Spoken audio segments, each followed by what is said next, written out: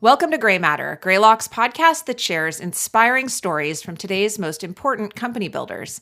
I'm Elisa Schreiber, marketing partner at Greylock. And today I'm very excited that we're joined by Alex Konrad, senior editor at Forbes, and Kaitlin Durkosh, Greylock's own head of communications.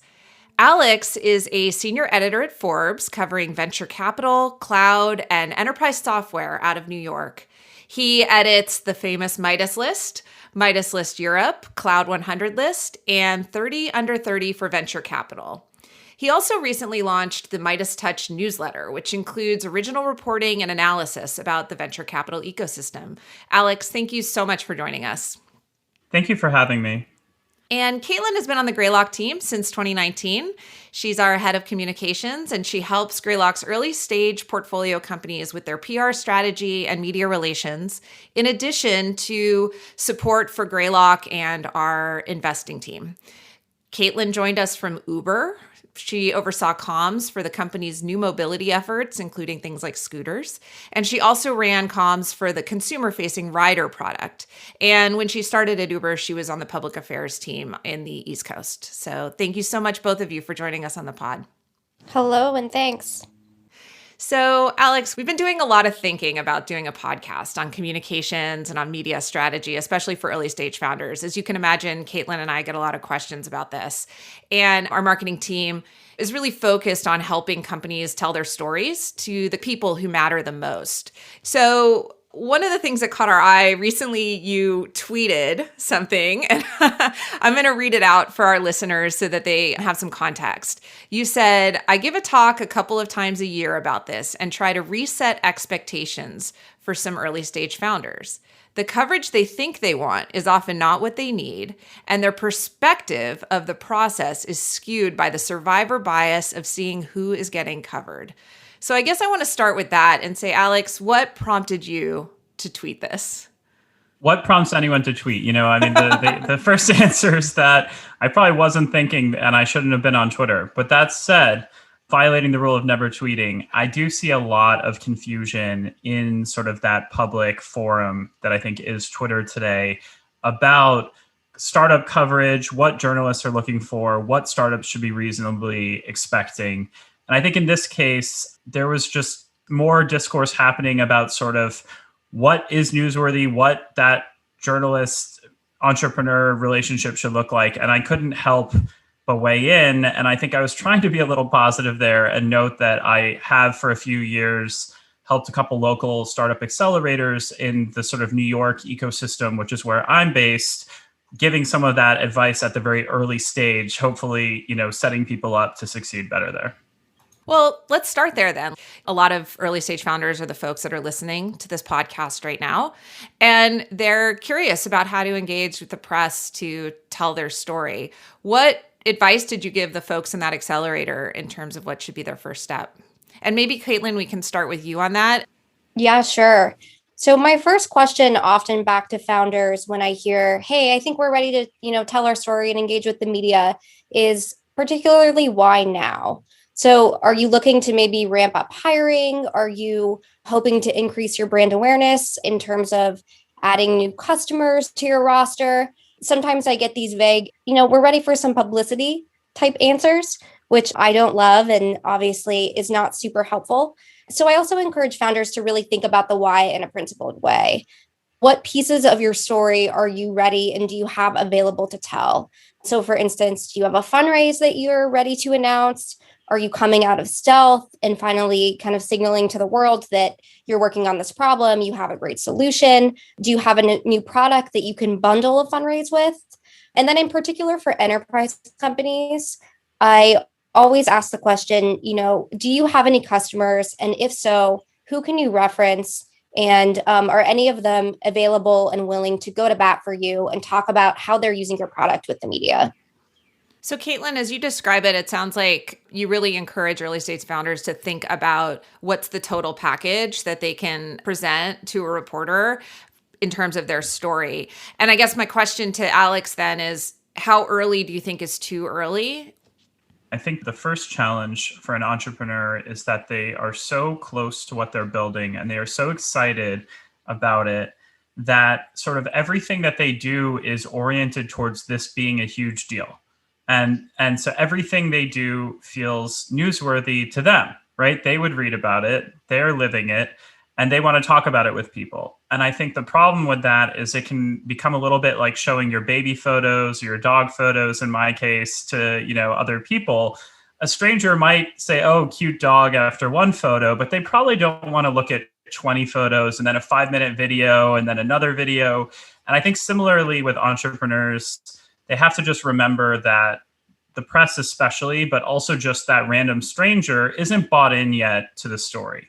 So I think the question is, when do you have enough momentum or technology or something that is really tangible that can get that stranger and that reporter who might be trained to be skeptical excited about what you're building? Because they're not going to be inherently buying into everything that you say the same way that a investor or a team member or their parent might. It's interesting as you mentioned that. It occurs to me that there's probably different outlets or different types of reporters at different stages of the company's journey that founders or, CEOs should be thinking about targeting. So I'll turn it over to you, Kaitlin. How should founders go about identifying the right outlet at the right time and the right reporter at the right time? I think it goes back to what I was saying earlier. The company should really figure out, what do they want to achieve from the announcement? So for instance, are you looking to ramp up your hiring and you really need a bunch more engineers on the team? Or, as I mentioned, are you looking to increase your brand awareness so that you can reach new customers and you have a great story that you can send them so that they can read sort of case studies and see how other companies are using your technology? Or are you interested in something like a partnership if maybe you're more of a consumer brand? And once you figure this out, it's much easier to think through the right outlet for you and then to there find the right reporter at that outlet. Time and time again, I hear from seed and Series A founders and even sometimes Series B, oh, we want a big feature story in the New York Times or the Wall Street Journal. And, to be honest, rarely do I see early stage companies covered in either of those outlets, unless it's like a super significant founder or a really hot new piece of consumer tech. So I encourage founders to do their research and their homework and truly ask themselves, is this something the reporter would really cover?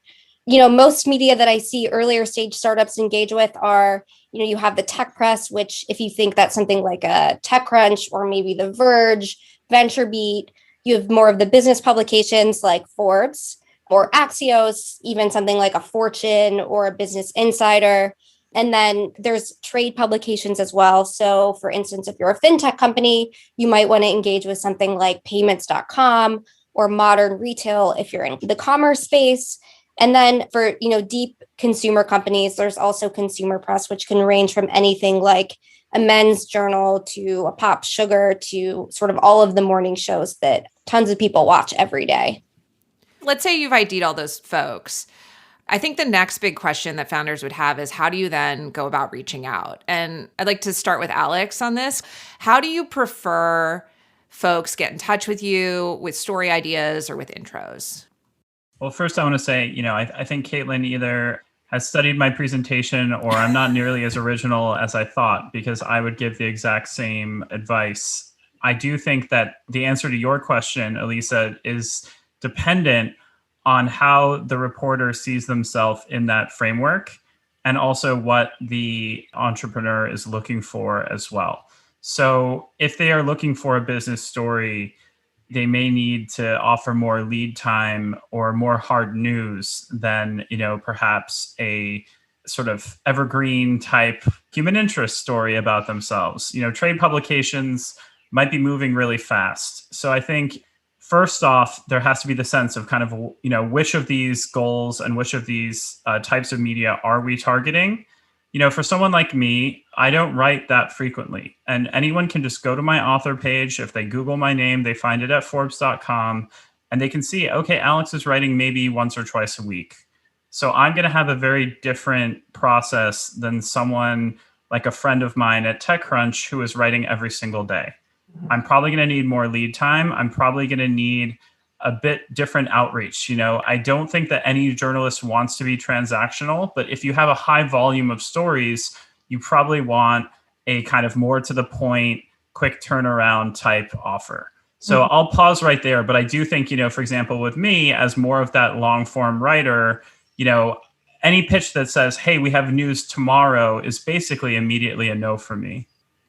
Can you describe a little bit about how you and your team are structured and what it means to be the senior editor as opposed to maybe like a beat writer? I think that would be a helpful definition for our listeners. Yeah. So first off, I would say, a lesson of media is just like how everyone is a partner in venture capital. A lot of people are editors in media, whether they are editing or not. At Forbes, for example, our most senior writers are our senior editors. And what that means is that I help oversee some of our coverage. I do assign ideas or provide sourcing to sort of help our more junior reporters with their coverage. But it's more a signifier that I've been around for a long time and I've written a lot of big stories.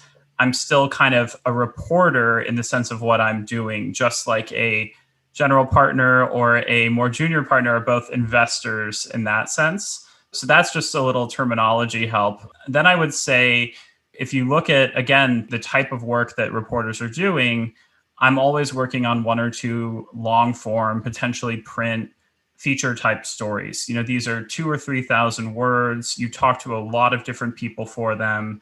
And so that means that the sort of embargoed or quick turnaround type news is only a piece of what I do. There are beat reporters, and they are often the more junior reporters. At Forbes, they might be called a reporter or a staff writer. But, there are these different terms everywhere, and they are often writing more frequently. I started that way myself. I think the easiest way to kind of tell what someone is really doing is to look at their output, the types of stories they're doing, and how in-depth they are. Because we all probably make some progression there towards the slower, bigger stories over time, much like, anyone at a company is going to sort of specialize as they move up the ranks as well. So you mentioned, Alex, an embargo, and I think we've used that term a few times already on the pod, and I think it might be helpful to just clarify what it means when a reporter is offered an exclusive, when they're offered an embargo, what that means. Perhaps we can just set some definitions about what each of those things are and when to use them and why they're important. And maybe, Kaitlin, we can start with you on that. So an exclusive is when you work with only one reporter on a story. And then an embargo is when you share news with one or more reporters who, if they're going to cover, will agree to hold and then publish the story about your news at a certain time. So personally, I always encourage early stage founders, when it makes sense, to do exclusives. I believe that exclusives help to deepen relationships with reporters, and that it's better to put effort towards trying to get one quality story than a bunch of smaller pieces of coverage that may not move the needle. Sometimes I hear from founders, oh, I'm worried about putting, all my eggs in one basket, or how do I know that the reporter is going to do right by me? Which I totally understand, but I'm a firm believer that if you have a good story to tell, an exclusive is going to be a great option for you. And it's also going to incentivize the reporter to care and often give you, a piece that you're going to like, that's going to be evergreen, that you're going to be able to send to potential recruits, potential customers, and that will just kind of be very helpful to you for the next several months. One other thing on embargoes that I think is worth flagging, since I've seen a lot of Twitter chatter about this recently, is you need to get the reporter to agree to the embargo first. You can't just send something in an email that says embargoed until, Tuesday at 10 a.m. Pacific. I've seen embargoes go wrong where folks break them. So it's really important that you make sure, if you're going to send news under embargo, the reporter agrees to that embargo time first. I think that's true for any kind of agreement that you have. I think one thing that sometimes folks don't realize is when you're making an agreement to have an interview, for example, and you decide this is going to be on background, or if you want to send a response to an email inquiry and it's on background versus off the record versus on the record, all of those things need to be mutually agreed to in advance prior to firing something off. It's actually, in my opinion, it's quite disrespectful to the journalist to send something that says, this is off the record without getting their approval on that first. I don't know if, Alex, you have any thoughts on that, but I know it comes up quite a bit on our side. Totally. I think another comparison point here could be the controversies occasionally about NDAs when entrepreneurs are meeting with potential investors. I think, both sides need to be comfortable with how the flow of information is going. Otherwise, you can't sort of put the genie back in the bottle. If I send my pitch deck to an investor and then a week later I say, oh, and by the way, I sure hope you didn't share that with anyone, it's probably too late, right? That is probably circulated around either inside the firm or to other investors, and you can't undo that. Similarly, you can't say something to a reporter and after the fact say, hey, but that was between us, right? So obviously, if an entrepreneur has a close relationship with a reporter and they're meeting in perhaps a social setting, there might be some level of trust there. But especially if you're meeting a journalist that you do not know well, you don't have that rapport with, you have to assume that you are on the record. And if you want to say something not for publication, you need to clearly say that. So similarly with embargoes, we do get annoyed when we get emails saying, we are raising 115 million embargoed to, Thursday morning at 10 a.m. Because what you're saying to us is that either you don't believe that we have the teeth and the inclination to just lead with the news, that we are basically already implicitly part of your marketing plan, which, no journalist gets out of bed and says, hey, I want to help the PR launch of a startup. That's just not why we're doing it. Or similarly, just as bad, honestly, you're implying that the news is not newsworthy. It would be like if Greylock was like, well, hey, we are hiring this person as our next partner, embargoed for 2 weeks from now. If the person is that exciting, you want to be careful about who it is, right? You're not going to just put that name out there. But I think, unfortunately, we live in a world with such a high volume of information that people almost get too transactional too fast. So if you're going to say something off the record, you have to say it up front. And that means the journalist cannot use it in any way.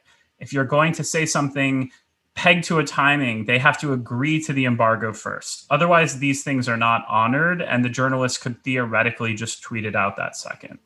That's right. Well, I think that's a good segue into also the pitches that you get. So let's assume someone's playing the game right and, pitching appropriately. What makes a good pitch? I'd say on the journalist side, the number one thing is we love when people have done a little bit of homework. I think this is probably true in other areas of business as well.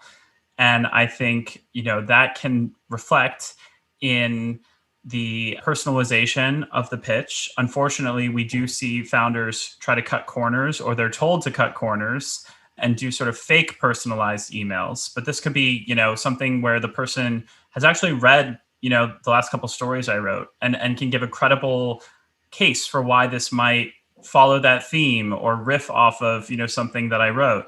They might say, oh, we see that you haven't written in a while and might be busy on a big project, but we would like to get, on the runway with you. Just a little bit of empathy revealed by sort of seeing what I am spending my time on.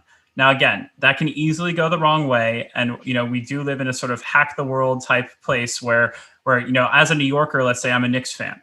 That doesn't mean that emailing me like, hey, tough loss for the Knicks or great win is going to make us best friends. And we do see a lot of people think like, oh, I did that sort of one personalized piece and that makes us, simpatico. That's not how it works, of course, just like it wouldn't work in a business context, right? But a little thoughtfulness and a little sense of sort of why plausibly the journalist might find this intellectually interesting or why their readers might is going to go a long way. The last thing I would say on this front is that for journalists, their true north is their readers, and why their readers would be informed or interested or find something debatable in whatever the journalist is writing. If we can't share a business lesson or a trend or something that is informing our readers, there's no point in us covering a company or a piece of technology. Like, we're not trying to just cover every startup we can. There has to be a point to it. So any extra effort the entrepreneur can make to imagine themselves as our reader, or their friends as our reader, or their peers, and just think this is what's going to be interesting, or this is what's going to be compelling, we are going to be so much more grateful for that. And we will at the least have a much harder time saying no. But of course, we may still have to say no because this is just an insane news cycle. I think that's an interesting point. It kind of goes back to where you started, which is, founders get so excited about the thing that they're building and are just living and breathing the company and what they're doing. But really, when you think about external facing communications and specifically trying to get a reporter interested in your story, you really need to root it in what's happening in the world around you. It's bigger and more vast than any one company, right? So how do you fit into a trend, or how do you fit into the way the world is moving, is a very important step to take as you're trying to think about the story you're going to tell. Kaitlin, what are your thoughts on this? So going back to what Alex said about personalization, time and time again, I see reporters post on Twitter screenshots of emails they received, and they've been called the wrong person. There's really silly typos in the email. Just don't be that person. It's super embarrassing. And you want to start out on the right foot with journalists, since it's going to be a long relationship. So it may sound really basic, but just double check things and make sure you're actually calling the person the right name. But beyond that, I've seen a lot of times consultants in particular, they draft a press release and then they send an email that's like, hey, Alex, please see below, company X is announcing their $20 million Series A. And then they just paste the press release with no additional context, expecting that the journalist is going to just read through that and be super excited. I mean, what I've learned is no one wants to comb through a press release. So what I recommend is pull a few paragraphs into an email where you talk about your differentiators, lean into what makes you unique, give some high-level context on why you matter now and why your product or your solution is important today. If you have any business momentum you're willing to share, be upfront about it. Say, we can give you valuation, or we've seen 10x revenue growth the past year, and we'd be happy to give you some metrics like that you can include in the story. And then I often lay out who exactly the reporter can talk to. So you can talk to our company CEO. You can talk to the VC that led our latest round. We have 2 customers available to talk about our product as well, if helpful. And I think if you can just be clear, concise, and really show what matters and sort of what they're going to get full picture, I think I've seen that tend to work best. All right, so you land the plane. You get Alex Konrad to reply back and say, sounds interesting. What are next steps? Let's talk about the interview process a little bit. So what kind of interview process, how does it work, especially in I guess we're in a pandemic age, so I'm sure you're doing a lot more on Zoom and a lot more virtually, but what are some tips for founders on making sure that the interview goes well? Well, I myself had to go through media training, as reporters do, because we are interviewed on the other side. I was recently in a documentary about WeWork, and the filmmaker had me on camera for over 6 hours. And I was terrified afterwards because did I stay on message for 6 hours? Who knows? Was I losing my mind after 3 hours? Perhaps, and so I was definitely nervous myself. So this is not easy. But that said, I do think that first off, personality is always a good thing. Try to relate on a human level. That doesn't mean you have to, say things that are going to get you in trouble to try to please the reporter. But I do think that, the more you have a sense of the person and you want to at least walk away feeling like you know that person better, that's just going to make for a better meeting. And I think that's true even not in an interview context, but it does apply as well, unless we're talking a 7-minute interview for the radio, which I've also done, where it's just very to the point and, you catch your breath at the end. That's usually not most meetings, especially a 30-minute Zoom or a 30-minute in-person with a reporter. So I would say try to convey the excitement about your product. Try to convey why you are actually spending your time on this startup or this idea, so that at the least the reporter understands what you're passionate about. They may not find that as exciting as you do, but at least you can walk away saying, I gave my best shot at conveying that enthusiasm. Then you can talk about the news or the product launch or the funding or whatever it is. But, for me personally, as an interviewer, I will often only get to that so-called news peg 10 minutes left in the interview or 15 minutes left in the interview because I spent so much time just trying to understand the technology or the person, trying to really have all the context that I need so that then I'm not just sort of being force fed, okay, well, you raised X from firm Y on date Z or whatever it might be. You launched a new product. We need to understand the why or we're not doing a good job as a reporter. And so if a founder can help me understand that, I'm going to be really grateful. And I'm just going to have more fun. Kaitlin, are there any tools that you suggest founders use to address some of the things that Alex described? Yeah, to Alex's point, it's really important to help the reporter understand the full picture, how exactly you work, who is the team, and sort of all of the pieces that go into the story beyond just the fundraise or a launch or whatever it might be. So something that I've seen work quite well is I encourage founders to do a slide deck that helps them guide the conversation. And typically what I recommend, since it's often already created, is just do a pared down version of your latest fundraise deck, since there's usually 90% of what you need in there in terms of your story, how your product works, the team. And also I found that founders are typically pretty comfortable with that deck already, since they've given it a bunch of times when talking to investors. So it helps to minimize sort of the prep and the stress of maybe your first media conversation. And then just another thing I also recommend is you should have already done this as a founder when you're identifying your targets and writing your pitch, but reread some recent coverage or coverage that would be similar in terms of maybe a fintech company also launched recently and you're a fintech company, or Alex may have covered another Series A company. So read a couple stories from the reporter that would be similar to the stage and type of story that you have, and understand the information that is included in that story. So for instance, I know Alex always loves to include valuation in some of his fundraise and startup coverage. So know that that's probably coming, have a plan on how to tackle that, and be prepared to address some of those questions. You have to pretend you have really bad internet and just, the Zoom is ending right as I'm asking that question. Oh, sorry, can't hear you, Alex. Can't give you the valuation. No, we will get the valuation. I think Kaitlin is so right.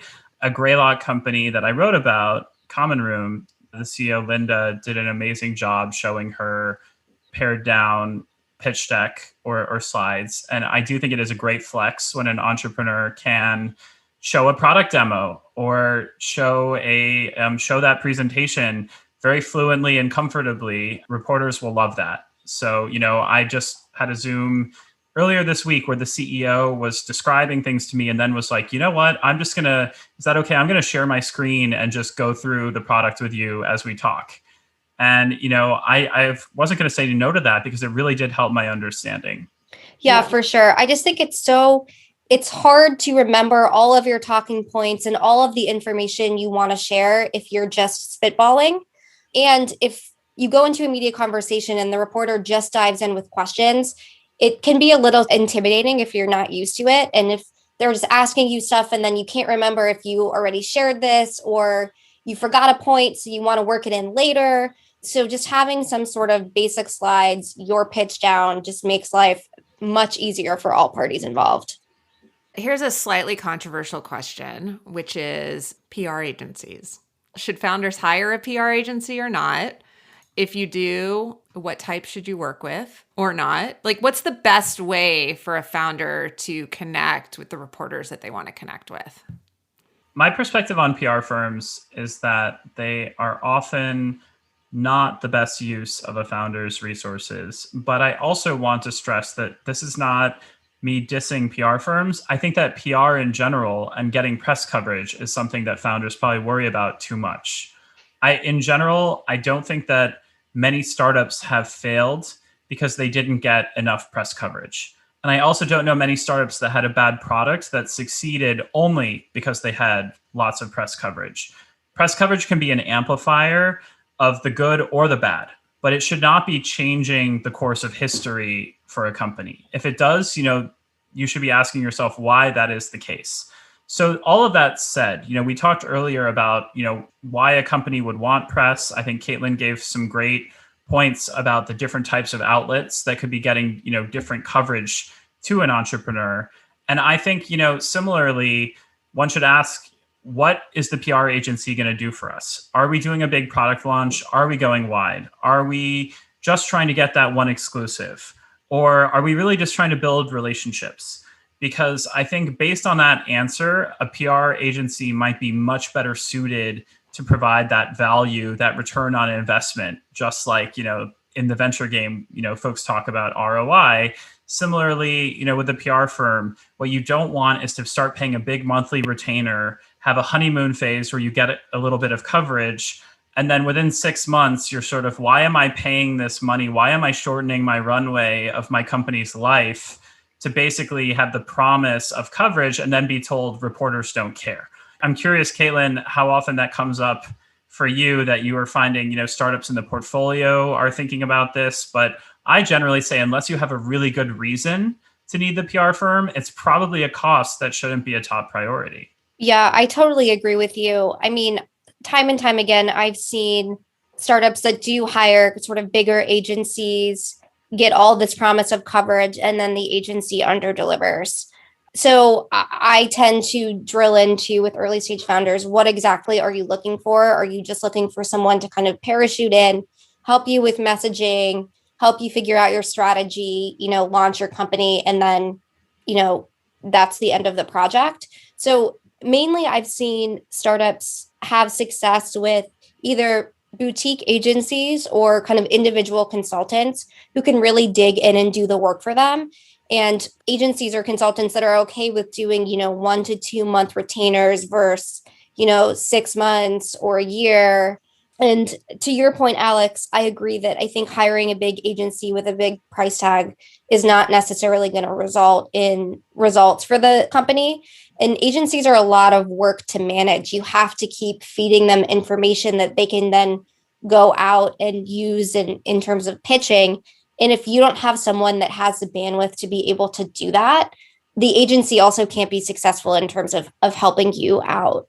So for early stage founders, just to recap, would definitely recommend, if you need help with a launch or an announcement, connect with somebody that's more of a consultant or a boutique agency that's okay with kind of helping you for the interim and then ending the contract. And then maybe you'll pick back up with them if you have your next round, or if you have a new product you're launching, or you have more pieces of the story that you can go out there and continually tell.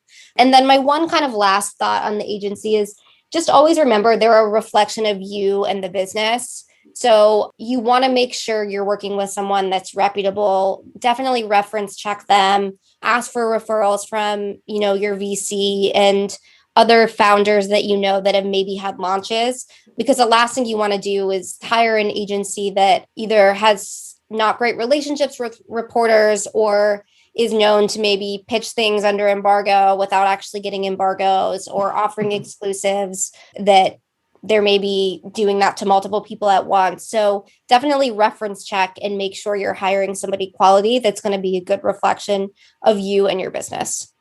Although I will say on that point, I avoid trying to do those very specific call outs on a place like Twitter now of, that pitch email that is a disaster, because I do feel sorry for the folks sending them. And often these PR firms are not being set up to succeed. Often the most egregiously annoying emails reporters are getting are because of clients with unrealistic expectations. And that inability to make everyone happy is forcing the PR person to do something desperate or against their own best instincts. We can tell when we get emails that are basically just fishing for a no. And it's so that they can go back to the entrepreneur and say, Alex Konrad said no.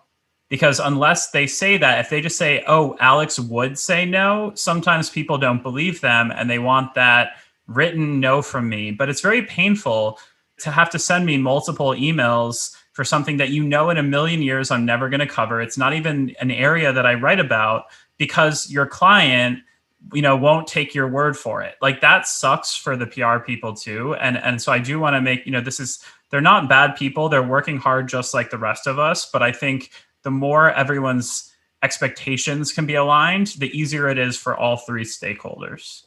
I think in each of the areas, whether you're the founder, the PR agency, or the PR rep and the reporter, it can be a little bit opaque what each person is kind of dealing with.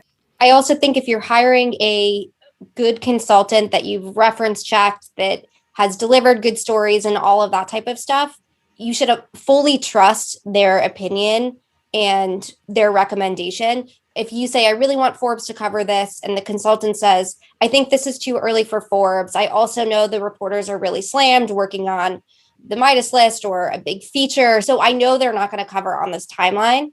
Trust your consultant. It's much better to not, to Alex's point, not kind of put them through the ringer and make them do the outreach anyways, just so that you can see a no. And it's just, nothing is worse or cringy, in my opinion, than when consultants or PR people are sending things that are just like totally tone deaf. And remember, it is a bad reflection on you and your business. The other thing to remember is that the VCs, the PR people, the journalists, they all have relationships that go way beyond that one startup. And so you have to remember that you're a piece of the puzzle. And so for all you know, they may be saving a bullet for a bigger story, and it's not personal, but they have another client. Or the VC firm may hope that that reporter is writing about a company that's maybe further along in its journey. And so you don't always have all the information. Just like the journalists never have all the information, and our job is to try to get some, right? That concludes this episode of Gray Matter. Be sure to tune in next week for the second half of Alex, Elisa, and Kaitlin's conversation about working with the media. And if you want to hear more interviews like this, please hit subscribe. You'll be able to catch up on Gray Matter episodes you may have missed, and you'll get new episodes delivered directly to you. You can subscribe to Gray Matter at soundcloud.com/GreylockPartners. You can also subscribe on Spotify or wherever you get your podcasts. You can find new episodes and blog posts every week on greylock.com/blog, and you can follow us on Twitter at GreylockVC. Thanks for listening.